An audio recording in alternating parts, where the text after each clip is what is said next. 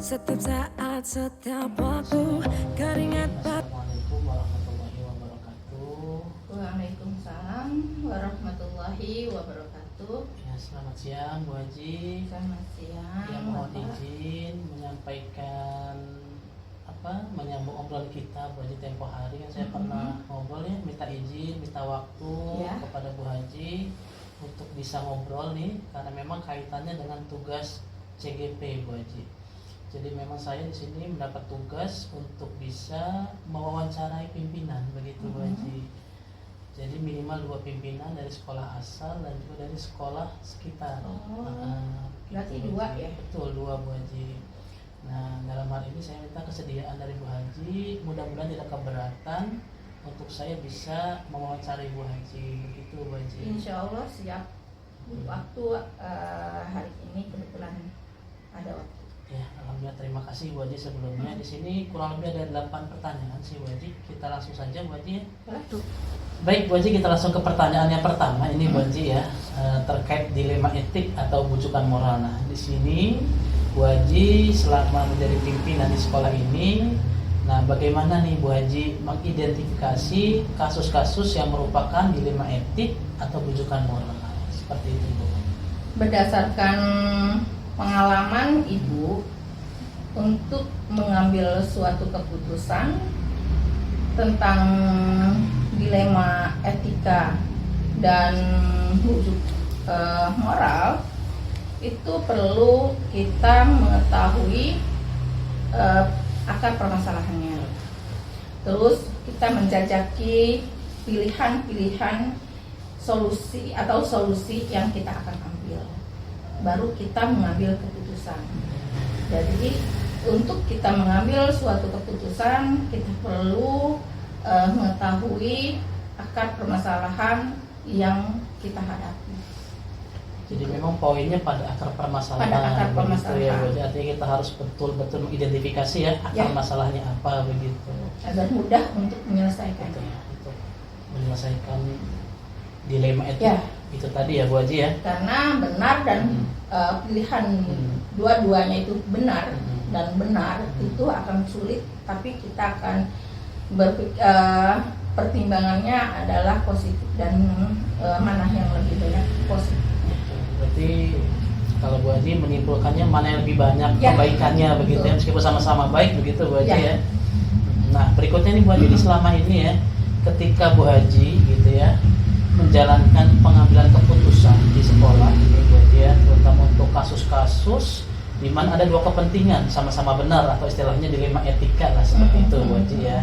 Nah, yang sama-sama mengandung nilai kebajikan. Nah, itu bagaimana Bu Haji cara mengambil keputusannya? Setiap kasus yang kita hadapi perlu kita mengambil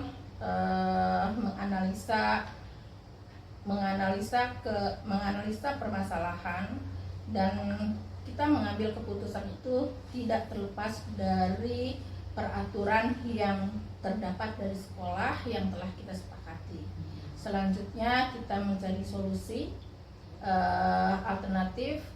Setelah kita mencari alternatif, tentu kita interview semua alternatif tersebut agar nanti ketika kita mengambil keputusan, kita juga mempertimbangkan tentang dampak negatifnya, positifnya terkait dengan keadilan.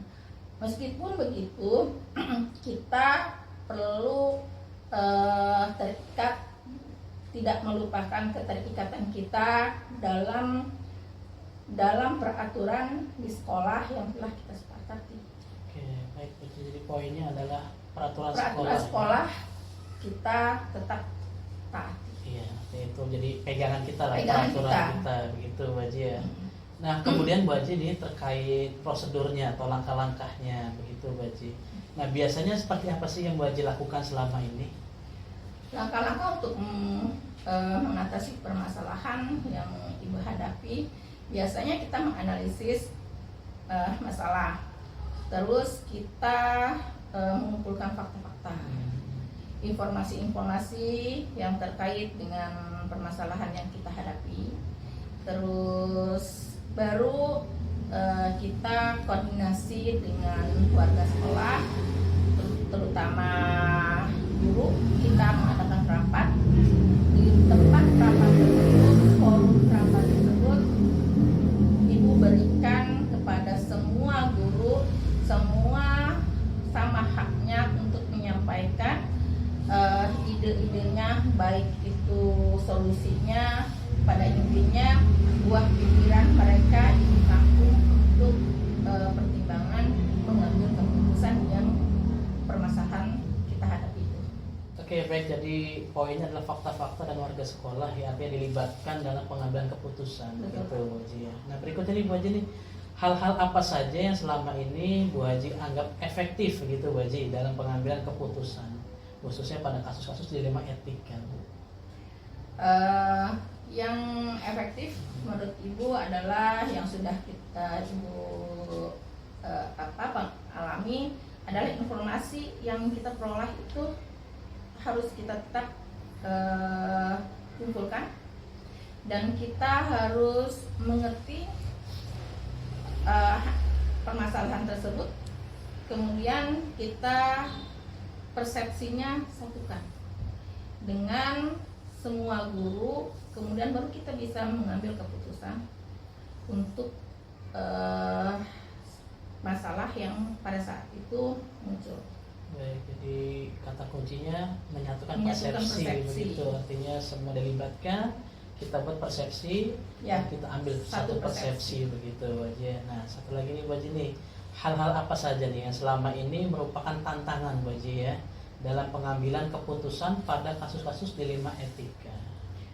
Tantangan yang sudah seperti yang sudah yang terjadi, biasanya permasalahan kita masih dalam pembahasan, tapi opini masyarakat sudah berkembang luas, sehingga kita yang warga sekolah, terutama guru, itu terutama kepala sekolah perlu ada klarifikasi. Kemudian setelah klarifikasi, kita untuk pengambilan masalah, untuk mengambil keputusan itu dengan cepat dan tepat. Jadi memang butuh klarifikasi. Ya Bu Haji, artinya tidak hanya cepat tapi juga harus tepat juga, ya. Itu tadi ya poinnya. Betul. Ya. Nah, berikutnya nih Bu Haji, apakah nih Bu Haji nih ketika memiliki sebuah tata kelola gitu ya atau jadwal tertentu dalam sebuah penyelesaian kasus nih Bu Haji, apakah Bu Haji ini langsung selesaikan hari itu juga di tempat atau seperti apa Bu Haji? Kita lihat dari permasalahannya. Jika permasalahan itu kita anggap itu tidak sulit dalam artian dalam etika, kita bisa hari itu juga tanpa ada penjadwalan. Akan tetapi ada setiap permasalahan itu berbeda. Ada permasalahan yang perlu kita tangani serius, ada opsi-opsi yang ini betul dan ini pun betul. Ini akan mendapatkan prioritas jadwal yang perlu kita tangani. Baik Bu Haji, berikutnya nih pertanyaannya, kira-kira ada nggak nih faktor-faktor begitu Bu Haji ya yang mempermudah dalam Bu Haji itu mengambil keputusan? Untuk mengambil keputusan ada beberapa faktor yang memudahkan kepala sekolah untuk mengambil keputusan. Di antaranya adalah masukan buah pikiran dari semua guru, dan kita di situ mengadakan rapat untuk memecahkan permasalahan yang saat itu dihadapi, dan di forum tersebut kita perlu menganalisa juga permasalahannya apa, dan kita informasi-informasi kumpulkan agar guru semua warga bisa menganalisa dan kita bisa mengambil keputusan dengan tepat. Jadi poinnya masukan begitu Bu Masukan. Haji dari seluruh masyarakat sebagai pertimbangan nantinya begitu ya Bu Haji ya. Khususnya guru. Khususnya guru Bu Haji, betul sekali. Nah ini terakhir Bu Haji. Nah dari semua hal yang tadi kita bahas begitu Bu Haji ya. Nah pembelajaran apa nih kira-kira yang Bu Haji petik dari pengalaman Bu Haji selama memimpin sekolah Bu Haji? Dari semua pengalaman yang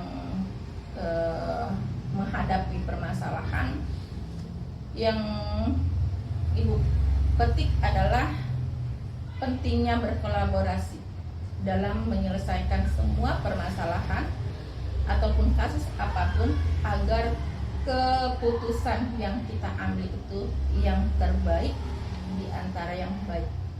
Itu saja sih Pak.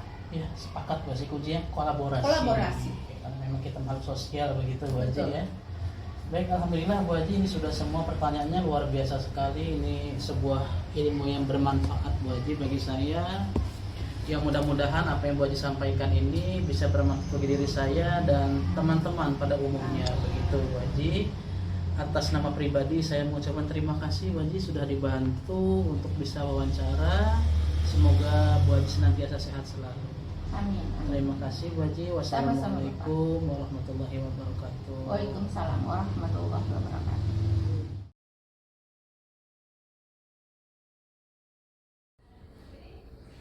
Baik, bismillahirrahmanirrahim. Assalamualaikum warahmatullahi wabarakatuh. Bagaimana kabarnya Pak Ismat? Alhamdulillah sehat Pak. Alhamdulillah ya. Jadi saya kesini ada beberapa tujuan nih Pak. Jadi yang pertama tentu silaturahim ya, karena kita sudah lama tidak bertemu.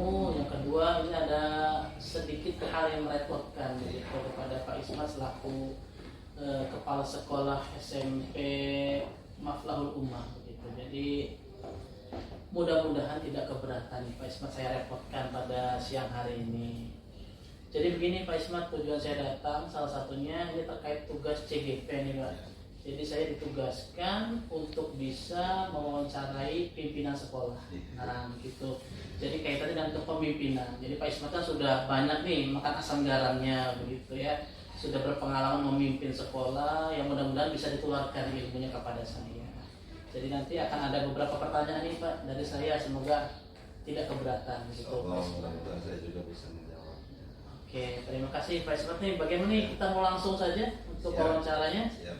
Nah, baik Pak, ini untuk pertanyaan pertama nih Pak. Ya. Nah, terkait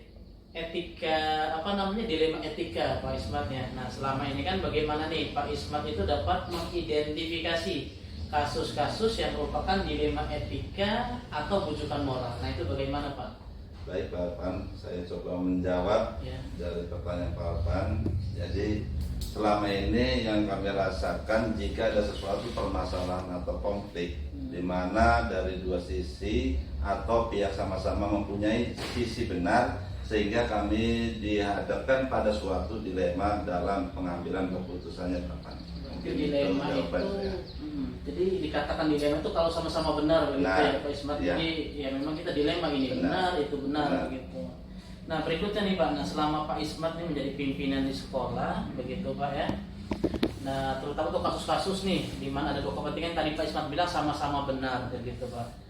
Nah bagaimana Pak terkait dua kepentingan ini untuk nilai yang sama-sama mengandung nilai kebajikan, seperti apa Pak pengambilan keputusannya? Jadi umumnya aja secara yang umum. kami mengkaitkan kasus yang terjadi dengan peraturan sekolah yang kami sepakati bersama, kemudian kami mencoba melihat alternatif solusi apa yang sekiranya bisa kami putuskan dan melakukan review terhadap keputusan tersebut. Dilihat dari faktor resiko dan dampak terkait rasa keadilan bersama kepatuhan pada aturan apapun urgensinya Pak. Berarti setelah pengambilan keputusan itu mesti ada review Ya, begitu review. Pak ya, artinya mengevaluasi dan Mengevaluasi. keputusannya ya. Artinya jangan sampai setelah kita ambil keputusan udah gitu aja. Ya. Nah berikutnya nih Pak Ismat nih, langkah-langkah atau prosedur seperti apa nih yang biasanya Pak Ismat lakukan dalam pengambilan keputusan itu? Untuk prosedural dalam mengambil keputusan, kami akan mengundang rekan PKS, pembantu kepala sekolah, PKS. untuk rapat koordinasi. Kemudian hasil rapat tersebut akan kami informasikan ke pihak-pihak yang terlibat. Berarti memang ada keterlibatan pihak lain. Benar. Berarti juga 100% kepala sekolah gitu ya. Salah satunya PKS itu atau pembantu kepala sekolah. Jadi termasuk dalam ada Wakasek, ada BK dan lain-lain Benar. begitu ya. Baik Pak Ismat. Nah berikutnya nih Pak, hal-hal apa saja nih yang Pak Ismat anggap efektif begitu ya dalam pengambilan keputusan?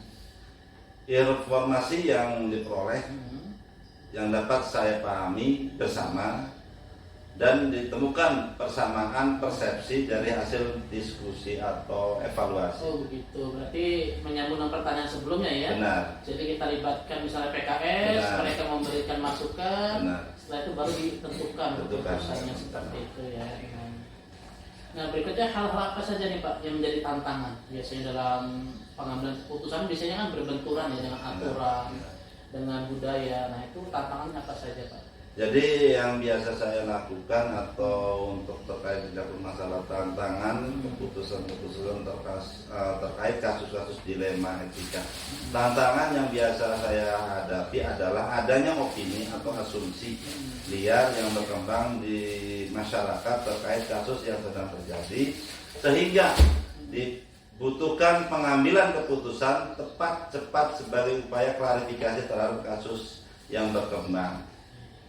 Berarti poinnya cepat tepat Ya. Berarti nggak hanya cepat tapi harus tepat juga. Cepat. Karena kalau tidak tepat itu bisa opini berkembangnya Benar. buruk begitu ya Benar. masyarakatnya. Baik, terima kasih nih Pak Ismatnya.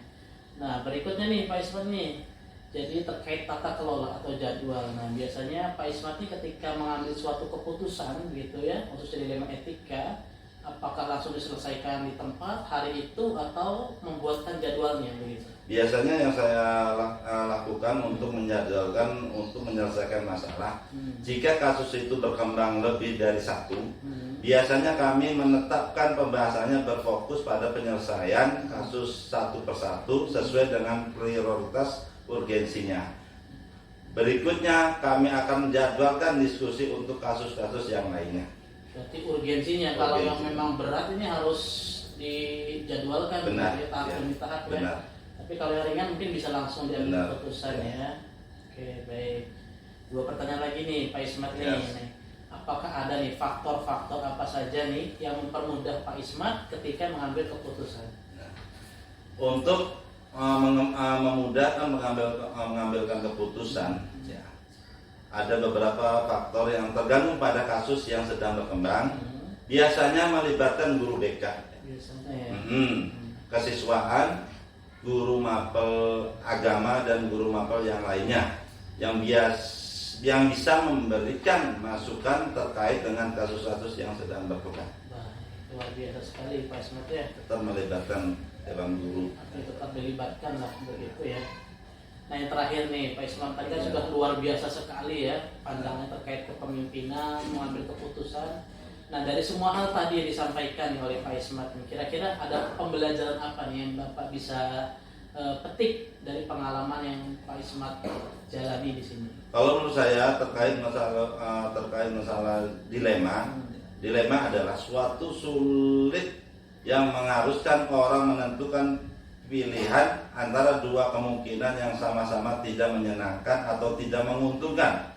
Situasi yang sulit dan membingungkan sehingga dibutuhkan kecermatan, kepekaan terhadap cara berpikir yang berbasis akhir, aturan dan rasa peduli.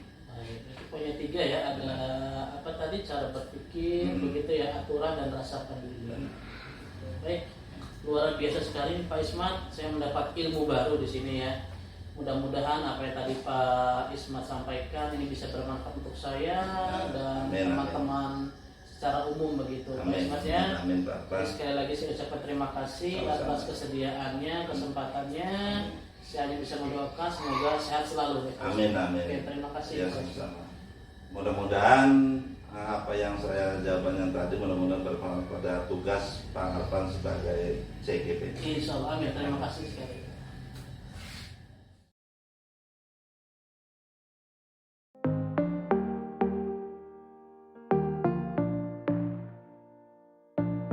Setiap saat, setiap waktu, keringat basahi tubuh. Ini saat yang ku tunggu. Hari ini ku buktikan. Ku yakin aku kan menang. Hari ini kan dikenang. Semua doaku panjatkan, sejarahku persembahkan. Terus Terima kasih sudah menyaksikan video ini. Salam guru penggerak, tergerak, bergerak, dan menggerakkan. Wassalamualaikum warahmatullahi wabarakatuh.